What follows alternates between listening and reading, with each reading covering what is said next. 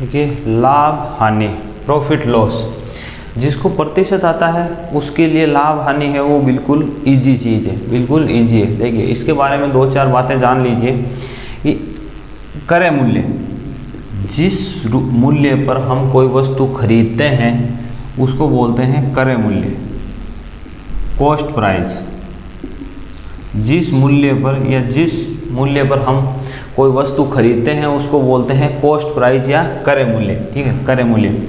और विक्रय मूल्य, जिस मूल्य पर हम कोई वस्तु बेचते हैं उसको बोलते हैं विक्रय मूल्य या सेलिंग प्राइस, सीपी और एसपी, ठीक है। तो जिस मूल्य पर वस्तु खरीदी जाती है उसको क्रय मूल्य, और जिस मूल्य पर वस्तु बेची जाती है उसको बोलते हैं विक्रय मूल्य। यहाँ आपको पूरे चैप्टर में एक बात ज़्यादा, जो सबसे ज़्यादा ज़रूरी ध्यान रखने वाली है कि क्रय मूल्य को हम हमेशा 100% मानते हैं, ठीक है। क्रय मूल्य को क्या मानते हैं? 100%। अब क्रय मूल्य पर लाभ होगा हानि होगी वो हम 100 में जोड़ के फिर विक्रय मूल्य निकालेंगे। देखिए अगर लाभ होता है तो विक्रय मूल्य क्या हो जाएगा?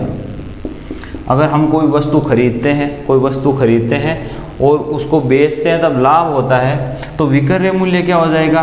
क्रय मूल्य प्लस लाभ, ठीक। लाभ और क्रय मूल्य किसके बराबर हो जाएगा? विक्रय मूल्य के।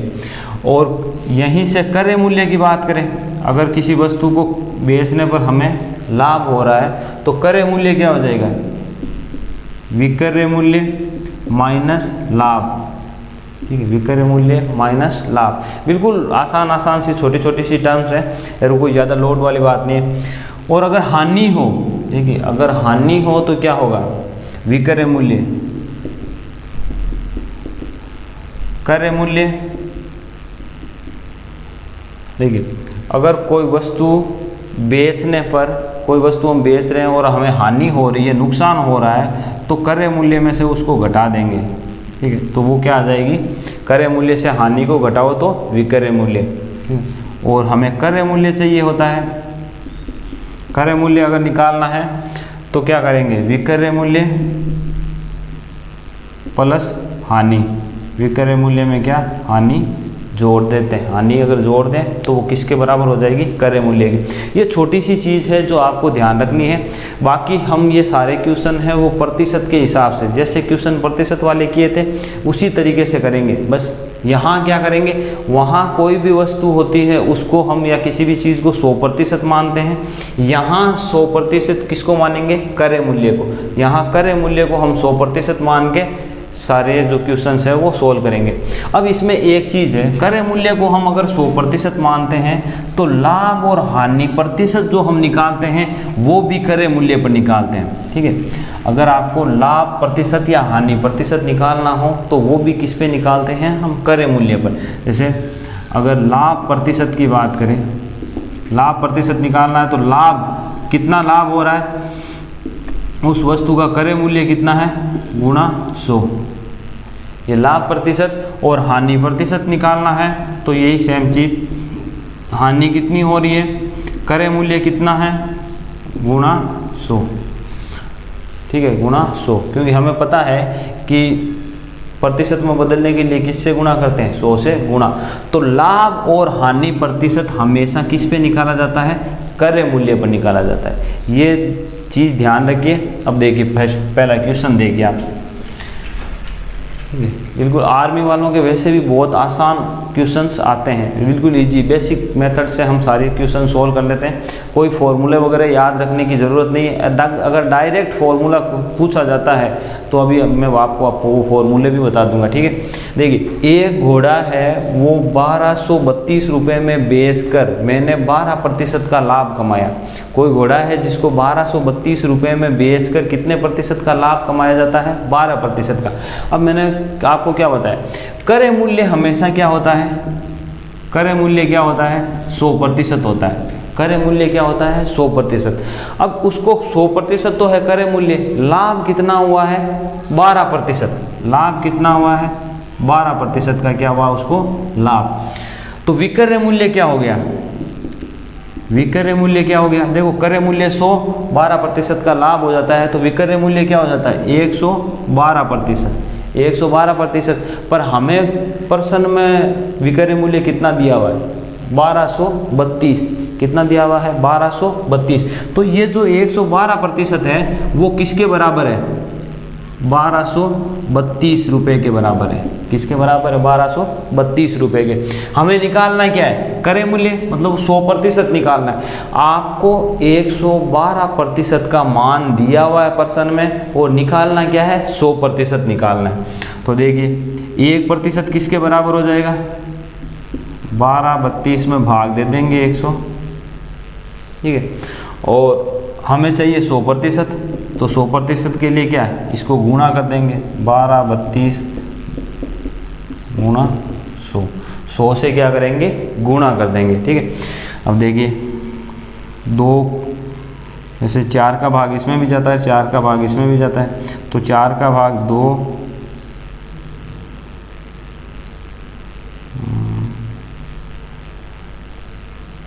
8, 28 बार गया, और इसमें 4 का भाग 3 0 8, फिर भाग जा रहा 4 का 7 बार, और यहाँ 7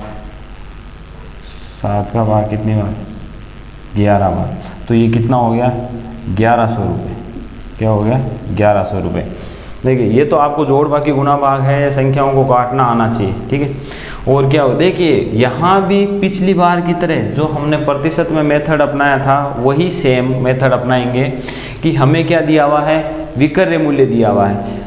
हमें पता है कि क्रय मूल्य क्या होता है अपने आप में 100% होता है, 10-12% का इसमें लाभ हुआ है, तो विक्रय मूल्य क्या हो गया 112%। और 112% का मान हमें प्रश्न में क्या दिया हुआ है 1232 दिया हुआ है, 1232 दिया हुआ है, तो 1232 रुपये दिया हुआ है। तो 1% निकाल लेंगे, हमें जो चाहिए 100%, तो फिर 100% का मान निकाल लेंगे। तो इस तरीके से हम बिल्कुल प्रतिशत वाले मेथड से ही ये क्वेश्चन करेंगे, ठीक है। देखिए अगर आपको फॉर्मूला किसी को डायरेक्ट फॉर्मूला है कि भाई क्रय मूल्य निकालना है, ठीक है, क्रय मूल्य निकालना है, तो क्रय मूल्य हमें क्या चीज़ दी हुई है, देखिए यहाँ क्या दी हुई है, हमने किया क्या है विक्रय मूल्य, ये क्या है विक्रय मूल्य। और यहाँ देखिए हमें जब भी क्रय मूल्य निकालना होता है मतलब 100% निकालना होता है तो हम गुणा किससे करते हैं 100 से गुणा करते हैं। तो ये जब भी क्रय मूल्य निकालना होगा ये गुणा किससे होगा 100 से, गुणा किससे होगा 100 से। अब नीचे क्या आएगा 100 प्लस लाभ, क्या आएगा 100 प्लस लाभ के नीचे बटे में क्या आएगा 100 प्लस लाभ। और इसी प्रकार अगर हानि है और हमें क्रय मूल्य निकालना है, हानि है क्रय मूल्य निकालना है तो क्या हो जाएगा देखो विक्रय मूल्य, क्योंकि हमें दिया हुआ क्या होता है अगर क्रय मूल्य निकालना है तो विक्रय मूल्य देगा, तो विक्रय मूल्य और वो विक्रय मूल्य हानि है तो 100 में से क्या हो जाएगा जो हानि है वो माइनस और गुणा किससे 100। तो इस तरीके से अगर आप फॉर्मूले याद रखना चाहो तो रख सकते हो, वरना इनकी कोई ज़रूरत नहीं है, सीधे सीधे इससे उत्तर आ जाते हैं। देखिए नेक्स्ट क्वेश्चन,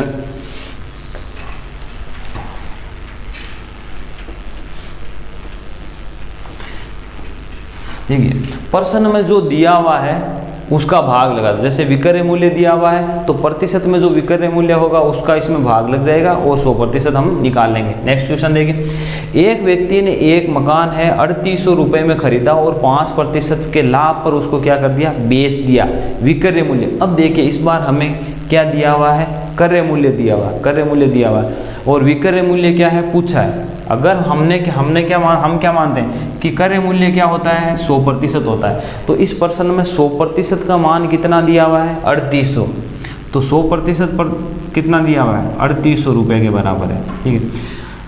ठीक है 1% कितने बराबर हो जाएगा 1% कितने रुपए के बराबर है 100 का भाग लग जाएगा, 100 का भाग लग जाएगा। हमें क्या चाहिए विक्रय मूल्य, ठीक है क्या चाहिए विक्रय मूल्य। अब 100% तो क्या होता है क्रय मूल्य, लाभ कितना हो रहा है 5% का, तो विक्रय मूल्य क्या हो जाता है विक्रय मूल्य क्या होता है क्रय मूल्य में लाभ को जोड़ दो, तो ये क्या हो गया हमें क्या चाहिए 105%। विक्रय मूल्य क्या है 105%, तो इसको क्या करेंगे 105 से गुणा कर देंगे। 100 गुणा कर देंगे 105, ठीक है, जैसा हमने पिछले क्वेश्चन में किया था। देखिए जैसा क्वेश्चन में दिया हुआ है, जिस चीज़ की पिछली बार हमें क्या हुआ, विकर्य मूल्य दिया हुआ था, तो हमने विकर्य मूल्य जो था उसको विकर्य मूल्य के बराबर कर दिया था। इस क्वेश्चन में हमें क्या दिया हुआ है, कर्य मूल्य। हमें पता है कर्य मूल्य हम क्या मानते हैं, 100% मानते हैं। तो इसमें 100% को किसके बराबर कर दिया, जो कर्य मूल्य हमें दिया हुआ है। तो फिर इस प्रकार 1% का मान निकाल लो और विकर्य मूल्य क्या होगा, 105%, 105%। और अगर हानि हो रही होती, बाई चांस अगर हानि हो रही होती उसको, तो फिर क्या होता है, कर्य मूल्य में से विकर्य मूल्य निकाल, जैसे 20% की बाई चांस हानि हो रही होती तो हम क्या करते हैं, ये कर्य मूल्य है, 20% की हानि होगी तो विकर्य मूल्य क्या होगा, 80%। तो यहाँ हम किसका मान निकालते हैं, 80% का मान निकालते हैं। पर लाभ होता है तो 100 में जोड़कर विकर्य मूल्य निकालेंगे, और हानि होगी तो 100 में से घटाकर विकर्य मूल्य निकालेंगे। तो इसको अगर आप सरल करो तो 2 0 से 2 0 कैंसिल, ठीक है, और 38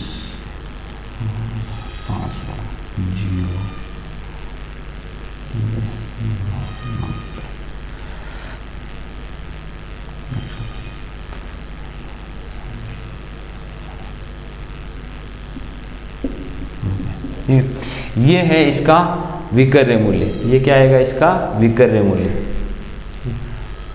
ठीक है। बात समझ में आ गई। ये और बार आप एक बार रिवाइज करके देख लेंगे वीडियो को। देखो नेक्स्ट क्वेश्चन देखिए, एक घड़ी है वो 10% लाभ पर बेची गई। एक घड़ी क्या है, 10% हानि पर। एक घड़ी है वो 10% के हानि पर बेची गई। यदि वे 10 रुपये अधिक में बेची जाती, क्या बोल रहा है, 10 रुपये अधिक में बेची जाती है तो 10% का लाभ होता। हम क्या मानते हैं कि साहब कर्य मूल्य क्या होता है, कर्य मूल्य क्या होता है, 100%। कर्य मूल्य क्या होता है, 100%। अगर वो 10% हानि होती, उसको 10% की हानि होती तो विकर्य मूल्य क्या होता है, विकर्य मूल्य क्या होता है, 90। अगर 10% की हानि होती, ये क्या बोल रहे हैं, कर्य मूल्य, कॉस्ट प्राइस कितनी मानते हैं, 100%। अगर 10% की क्या हो रही है, हानि हो रही है, तो विकर्य मूल्य क्या हो जाएगा, 90%। विक्रय मूल्य क्या, 90%। इसी प्रकार ये क्या बोल रहा है, अगर 10 रुपये अधिक में बेची होती तो उसको क्या होता, 10% का लाभ। अगर क्रय मूल्य पे 10% का लाभ अगर उसे होता तो विक्रय मूल्य क्या होता, 110% होता, 110%। देखिए वो क्या करता है, 10 रुपये अधिक में बेचता है, 10 रुपये अधिक में, मतलब उसको ये 90% जो विक्रय मूल्य है उसमें और इसमें कितने रुपए का फर्क, अंतर कितना है, 10 रुपये का। पर प्रतिशत में अंतर कितना है, प्रतिशत में अंतर है 20%। प्रतिशत में अंतर कितना है, 20%। देखिए तो ये 20% का मान हमें पर्सन में क्या दिया हुआ है, 10 रुपये दिया हुआ है। क्या दिया हुआ है, 10 रुपये।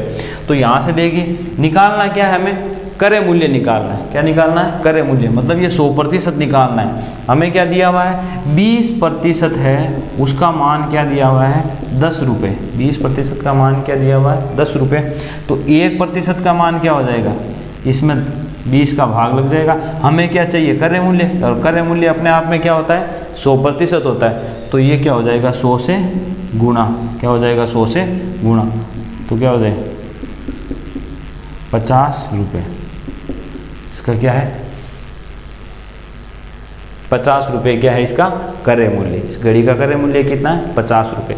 देखिए हमें क्या दिया हुआ है कि घड़ी को अगर हम किसी मूल्य पर बेचते हैं तो उसमें 10% की क्या होती है, हानि होती है। और अगर उसको 10 रुपये अधिक में, 10 रुपये, देखिए ये मान दिया हुआ है प्रतिशत में, और यहाँ बात कर रहा है रुपयों की, ठीक है। पर अगर 10 रुपये अधिक में बेचें तो वो क्या होगा, 10% का लाभ होगा। मतलब हानि होने पर जो 90% में जा रही थी, जिसका विक्रय मूल्य 90% होना था, 10 रुपये का लाभ हो, उसके लिए 10 रुपये ज़्यादा में बेचे तो उसको क्या होगा, 10% का लाभ। 10% का लाभ होगा तो विक्रय मूल्य क्या हो जाएगा, 110। तो ये 90 से 110 होने में उसको कितने रुपए ज़्यादा में बेचनी पड़ती है, 10 रुपये ज़्यादा में। ये 10 रुपये ज़्यादा है वो कितने 20% के बराबर है। तो हमें पता 20% को हम किसके 10 रुपये के बराबर कर देते हैं और 100% हमें चाहिए तो वो निकाल लेते हैं। इस तरीके से 100% निकाल लेंगे। ठीक है, ठीक है, बिल्कुल आसान है। जो चीज़ आपको प्रश्न में दी हुई है उसके बराबर कर लो। अब वो आपको ध्यान देना है कि क्रय मूल्य है तो 100 के बराबर कर लो, विक्रय मूल्य है तो आपको उसके विक्रय मूल्य के बराबर, वो लाभ हो रहा है या हानि हो रही है तो वो आपको पता होनी चाहिए। ठीक है, नेक्स्ट क्वेश्चन देखिए। एक वस्तु का निर्माता क्या है 25% लाभ कमाता है। 25% क्या कमाता है लाभ, तथा थोक विक्रेता उस पर 20% का लाभ कमाता है, तथा खुदरा विक्रेता है वो 28% का लाभ कमाता है। यदि वह वस्तु 48 रुपये में खुदरा विक्रेता द्वारा बेची जाती है तो उसका लागत मूल्य, देख क्या कह रहा है प्रश्न में।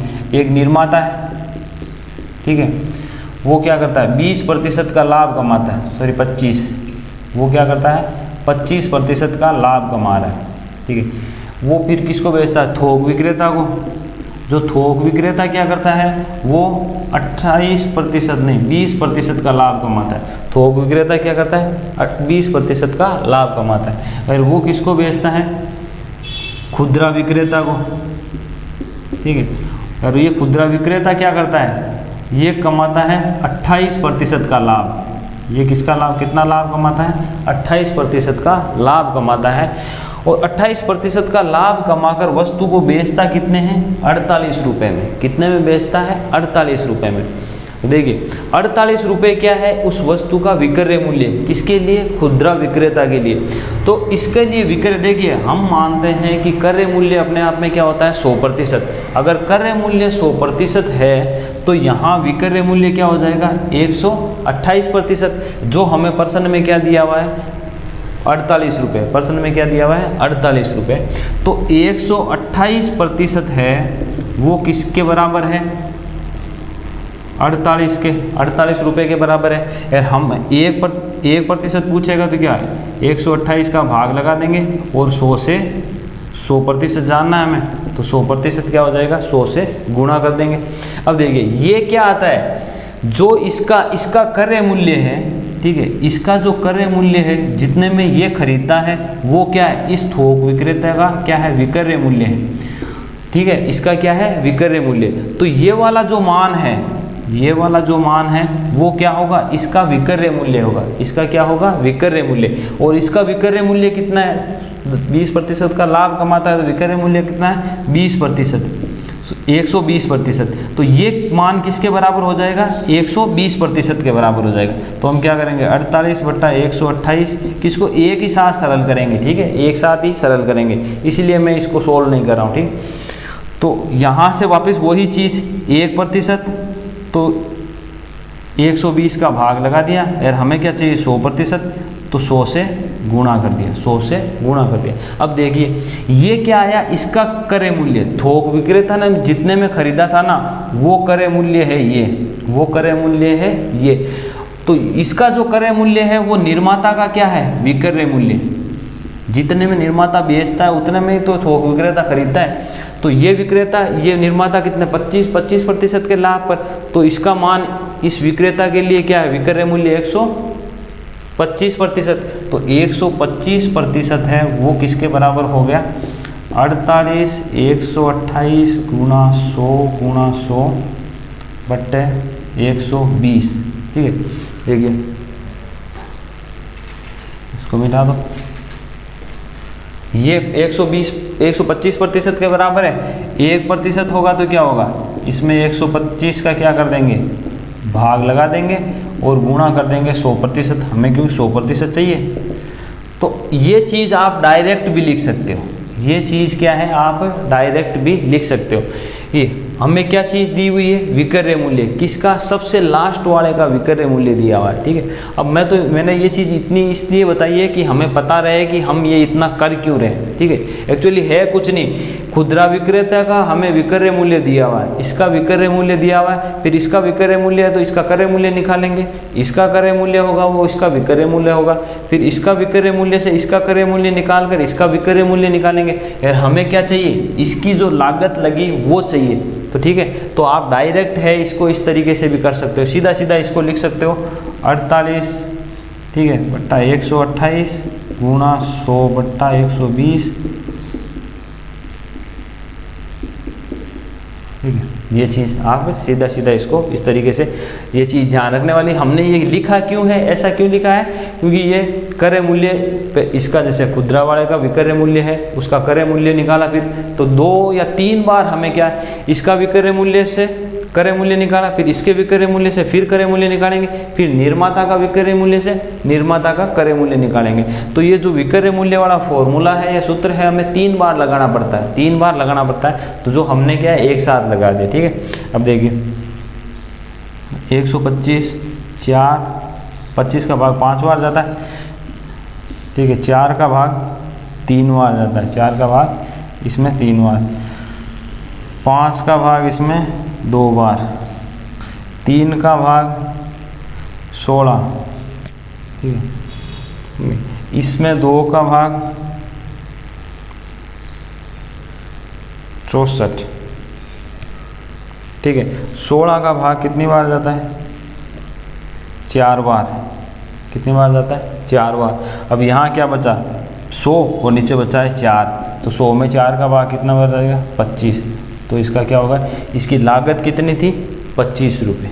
कितने रुपए थी, जो भी वस्तु है उस वस्तु की निर्माता को लागत कितनी पड़ रही थी 25 रुपये। तो इस तरीके से हम ये डायरेक्ट 3 बार ये फॉर्मूला विक्रय मूल्य वाला फॉर्मूला लगा के इसका उत्तर निकालते हैं। ठीक है, देखिए एग्जाम में इतना लिखना नहीं पड़ता। आपने अगर इस तरीके का क्वेश्चन सोल्व किया हुआ है तो आप डायरेक्ट लिखो, उसके बाद आपको जोड़ बाकी गुणा भाग या कैलकुलेशन है वो करनी पड़ती है। ठीक, अब देखिए नेक्स्ट वाला क्वेश्चन देखिए, यदि संतरे, देखिए क्या कुछ संतरे 10 रुपये में 11 खरीद कर, कोई व्यक्ति है वो क्या करता है 10 रुपये में 11 संतरे खरीदता है और 11 रुपये में 10 बेचता है, तो लाभ प्रतिशत बताना। देखिए अगर इस तरीके का कोई क्वेश्चन पूछा जाता है तो हम क्या लिखते हैं, पहले रुपए लिखते हैं। ठीक है, पहले क्या लिखते हैं रुपए और बाद में लिखते हैं वस्तु, बाद में लिखते हैं वस्तु। ठीक है, पहले 10 रुपये में उसने कितनी वस्तुएं खरीदी थी, संतरे 11 संतरे खरीदे, फिर 11 रुपये में क्या है 10 संतरे उसने क्या है बेच दिए। तो इस तरीके से लिखते हैं, पहले रुपए लिखो और बाद में वस्तु। तो अगर आप इसको इससे डायरेक्ट इससे गुणा करते हो तो ये आ जाएगा, इसका 11 को 11 से गुणा किया 121 और ये हो गया 100, तो ये हो गया विक्रय मूल्य। अगर इस तरीके से लिखते हो डायरेक्ट आप तो ये विक्रय मूल्य होगा और ये क्या होगा क्रय मूल्य, ये क्या आएगा अपने पास क्रय मूल्य। तो क्रय मूल्य 100 है, विक्रय मूल्य क्या है 121 रुपये, 121। तो सीधा सीधा कितना का फायदा हो रहा है 21 का, यार वो 100 पे निकालेंगे तो क्या हो जाएगा 21%। ठीक है, 21%। देखिए अगर ऐसा कोई क्वेश्चन आता है कि जैसे कोई भी रुपए में 10 रुपये में खरीद कर 10 रुपये में 11 संतरे खरीदता है और 11 रुपये में 10 संतरे बेचता है, अगर इस तरीके का कोई क्वेश्चन आता है तो हम पहले क्या लिखेंगे रुपए, पहले लिखेंगे रुपए और कितनी वस्तुएं खरीद रहा है बेच रहा है। ठीक है, तो 10 रुपये में उसने 11 खरीदी और 11 रुपये में कितनी 10 बेच दी, तो उसको लाभ कितना हुआ। तो हम इसको इससे क्रॉस मल्टीप्लाई करते हैं। ठीक है, क्रॉस मल्टीप्लाई करते हैं, जिससे ये विक्रय मूल्य आएगा ऊपर वाला और ये क्रय मूल्य। देखिए इसको और दूसरे तरीके से भी हम चाहें तो कर सकते हैं, लेकिन उसमें क्या थोड़ी कैलकुलेशन है वो थोड़ी हार्ड हो जाती है। देखिए कैसे, अब देखिए 10 रुपये में 11 संतरे खरीदता है क्या, तो हम कह सकते हैं कि 11 संतरे हैं, 11 संतरों के रुपए कितने रुपए 10 रुपये के हैं। 11 संतरे कितने रुपए के हैं 10 रुपये के, तो एक संतरा है वो कितने का हो जाएगा, एक संतरा कितने हो गया 10/11 रुपये। एक संतरे की वैल्यू आपके पास आ गई। ठीक है, इसी प्रकार वो 11 रुपये में कितने बेच रहा है 10, तो 10 संतरों का विक्रय मूल्य 10 संतरे हैं का विक्रय मूल्य, ये तो क्या है क्रय मूल्य, ठीक है, और ये क्या हो जाएगा विक्रय मूल्य कितना है 11 रुपये। 10 संतरों का विक्रय मूल्य कितना है 11, तो एक संतरे का विक्रय मूल्य कितना आ जाएगा 11/10 रुपये। अब देखिए ये तो है क्रय मूल्य, ठीक है, ये तो है क्रय मूल्य और ये है विक्रय मूल्य, ये तो क्रय मूल्य और ये विक्रय मूल्य। अब विक्रय मूल्य क्रय मूल्य, हमें क्या पूछ रहा है लाभ प्रतिशत, तो लाभ क्या होगा विक्रय मूल्य में से क्रय मूल्य घटा दो, ठीक है, क्या करेंगे विक्रय मूल्य कितना है 11/10 है और क्रय मूल्य कितना है 10/11, तो ये क्या आ गया अपना पास लाभ। अब हमें पता है लाभ प्रतिशत हम कैसे निकालते हैं, लाभ आया है उसमें क्या किसका भाग लगाते हैं क्रय मूल्य का, किसका क्रय मूल्य का 10/11 और गुणा किससे करते हैं 100 से गुणा करते हैं, 100 से गुणा करते हैं। तो ये बाद में आने वाली संख्या सेम वही होगी जो पिछले किस मेथड में हमारे आई थी, वही सेम चीज़ आएगी, ठीक है। तो अब अगर इसको देखिए आप इसका लैसे लोगे, लैसे लें तो क्या हो जाएगा 110 हो जाएगा। ये देखिए इसको किस तरीके से सरल करेंगे, इनका लैसे क्या हो जाएगा,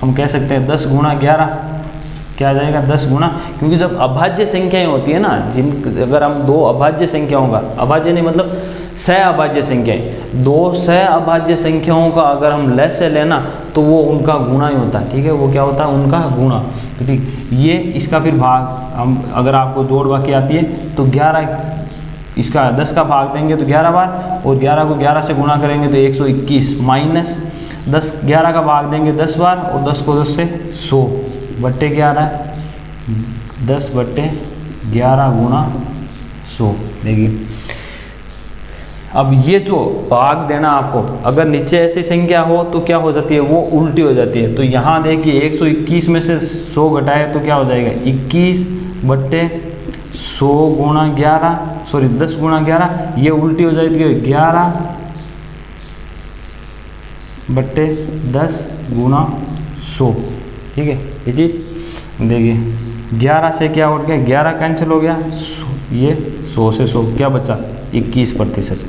तो ये थोड़ा क्या हो मेथड लंबा हो जाता है कि हम मतलब हमें क्या है 10 रुपये में 11 वस्तुएं दी हुई है 11 संतरे, तो हम एक संतरे का मूल्य निकाल कर भी इस तरीके से कर सकते हैं, लेकिन ये क्या हो जाता है थोड़ा लेंदी हो जाता है, ठीक है, और इसमें जोड़ बाकी गुणा भाग है कुछ ज़्यादा करना पड़ता है, इस वजह से हम वही प्रोसीजर फॉलो करते हैं, ठीक है। अब देखिए इनमें किसी तरीके के फॉर्मूले सूत्र वो रटने की याद करने की ज़रूरत नहीं होती है, आप आराम से है बेसिक तरीके से इनको कर सकते हो। देखिए नेक्स्ट क्वेश्चन देखिए, यदि 16 वस्तुओं का क्रय मूल्य क्या दे रखा है 16 वस्तुओं का क्रय मूल्य है वो क्या दे रखा है 12 वस्तुओं के विक्रय मूल्य के बराबर दे रखा है, तो लाभ अथवा हानि देखिए जैसा जैसा प्रश्न में दे रखा है वैसा लिख दो। क्या बोल रहा है कि 16 वस्तुओं का क्रय मूल्य क्या है क्रय मूल्य वो किसके बराबर है 12 वस्तुओं के विक्रय मूल्य, मतलब हम कह सकते हैं कि 12 गुणा विक्रय मूल्य 12 वस्तुओं के विक्रय मूल्य के बराबर है। देखिए ठीक है 16 वस्तुओं का क्रय मूल्य है तो इसको हम यही लिख देते हैं कि 16 वस्तुओं का क्रय मूल्य 16 गुणा क्रय मूल्य, ठीक है। 16 वस्तुओं का क्रय मूल्य किसके बराबर है 12 वस्तुओं के विक्रय मूल्य के बराबर है, ठीक है।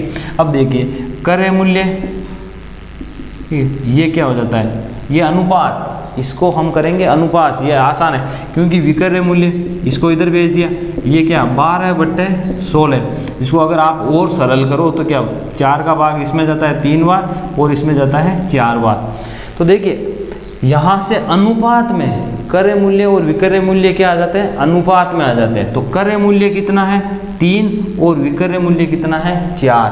क्रय मूल्य कितना होता है कि हमें तो प्रतिशत निकालना है, हमें क्या निकालना है प्रतिशत, तो क्रय मूल्य यहाँ से अपने पास आया है 3 और विक्रय मूल्य क्या आया है 4, तो ठीक है क्रय मूल्य 3 विक्रय मूल्य 4, तो लाभ कितने का हो रहा है 1 का, लाभ कितने का हो रहा है 1 का, किस पे क्रय मूल्य पे, लाभ हमेशा किस में होता है क्रय मूल्य, यहाँ क्रय मूल्य कितना है 3 अनुपात, ठीक है, फिर गुणा कर लेंगे 100 से, तो ये क्या हो गया 33 से 1/3% क्या हो रहा है इसको लाभ, क्या हो रहा है, लाभ।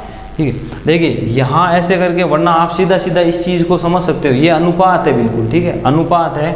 अगर ऐसे कोई संख्या दी हुई हो अनुपात में, वैसे मैं अगला चैप्टर जो अनुपात है वो बताऊंगा, तब उसमें ये चीज़ बता दूंगा कि अगर आपको देखिए, अगर इसको हम ऐसे, अगर ऐसे कोई संख्या लिखी हुई है जैसे 16A बराबर 12B, तो आप सीधा सीधा लिख सकते हो कि A का मान क्या है 12 और B का मान क्या है 16 अनुपात में। ठीक है, तो आप यहाँ से, ये क्रय मूल्य है और ये क्या है, विक्रय मूल्य। ठीक है, ये क्या है, विक्रय मूल्य। तो यहाँ से भी देख सकते हो कि क्रय मूल्य कितना आ रहा है अपने पास 12 और विक्रय मूल्य कितना है 16। ठीक है, तो लाभ कितने का होगा, लाभ कितने का हो रहा है 4 का, किस पे 12 पे। तो आप अगर इसको पहले काटना नहीं चाहो, सरल करना नहीं चाहो, तो इस तरीके से, फिर क्या है 100 से गुणा, क्योंकि हमें प्रतिशत, ये क्या है लाभ, क्रय मूल्य गुणा 100, वही चीज़ आनी है। 3 का भाग देंगे तो 3 से 1/3%, 3 से 1/3%। देखिए ये क्या है, अनुपात। तो ये सवाल आपको क्या है, अनुपात है, सीधा सीधा दिया हुआ है, क्रय मूल्य और विक्रय मूल्य का अनुपात दिया हुआ है आपको। ठीक है, अगर अनुपात दिया हुआ है तो हम सीधा प्रतिशत इस तरीके से निकाल सकते हैं।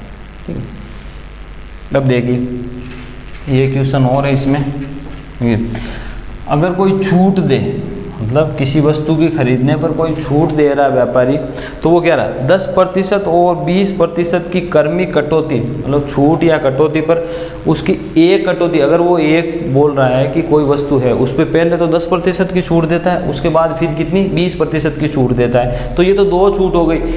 इनके बराबर अगर एक छूट हो तो वो कितनी होगी। ठीक है, तो मैं कहूँ कि क्या छूट हमेशा देख क्रय मूल्य पे। ठीक है, क्रय मूल्य 100 रुपये, उस मतलब जो उस वस्तु की कीमत कितनी है 100 रुपये, या प्रतिशत कुछ भी मान लो। ठीक है, क्योंकि 100 पर निकालेंगे। अब 100 रुपये या प्रतिशत पे वो कितनी दे रहा है, पहली छूट कितनी दे रहा है 10%, तो 100 का 10% कितना हो जाता है 10, तो बचेगा कितना 90 रुपये। ठीक है, 100 का अगर 10%, अगर हम इसको डायरेक्ट प्रतिशत में मान के चलो तो भी कोई दिक्कत नहीं है। ठीक है, 100% है, उसमें छूट कितनी मिली, क्या है कटौती कर रहा है 10% की। ठीक है, 100% में 10% की कटौती करें तो कितना बचेगा 90%, कितना बचेगा 90%। अब फिर 90% में फिर क्या करें 20% की और कटौती करें। ठीक है, अगर 90 का 20% निकाल लो। ठीक है, 90 का क्या होता है 20%, कितना होता है 18। तो 90 में कितने की कमी कर रहा है 18 की, तो 90 से 18 की कमी होगी तो कितना हो जाएगा 72। अगर हम देखो ये तो 2 कटौती करने के बाद में हमें क्या मिला है 72। अगर सीधा यहाँ से यहाँ पहुँचे तो कितने प्रतिशत की छूट उसको देनी पड़ेगी, तो सीधा सीधा क्या 100 से 72 मतलब 28%, क्या है 28%। तो अगर आपको इस तरीके से पूछे कि 2 क्रमिक छूट या बट्टा दिया हुआ है, उनके समतुल्य बट्टा क्या होगा या छूट क्या होगी, तो हम इस तरीके से, या फिर इसको सीधा सीधा देखो क्या लिखते हैं 10% का छूट प्लस 20% का माइनस क्या करेंगे 10 गुणा 20/100। ठीक है, ये सीधा सा इसका एक तरीके से आप बोल दो, ये इसी का बेसिक फॉर्मूला है।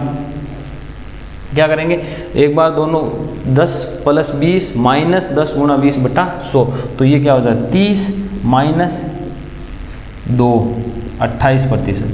तो अगर आपको एक समकक्ष बट्टा निकालना है, 2 के लिए 2 क्रमिक बट्टे दिए हुए हैं और उनके समकक्ष बट्टा निकालना है या क्रमिक छूट निकालनी है, तो वो क्या हो जाएगी 28%। ठीक है, और अगर 3 कंटिन्यू पूछे तो आपको इस तरीके से ही करना है। ठीक है, 3 छूट है, ये तो 2 दी है, तो ये क्या हो जाएगा सीधा सीधा इससे। तो ये आपके इतना इसी तरीके के क्वेश्चन इसमें दिए हुए हैं।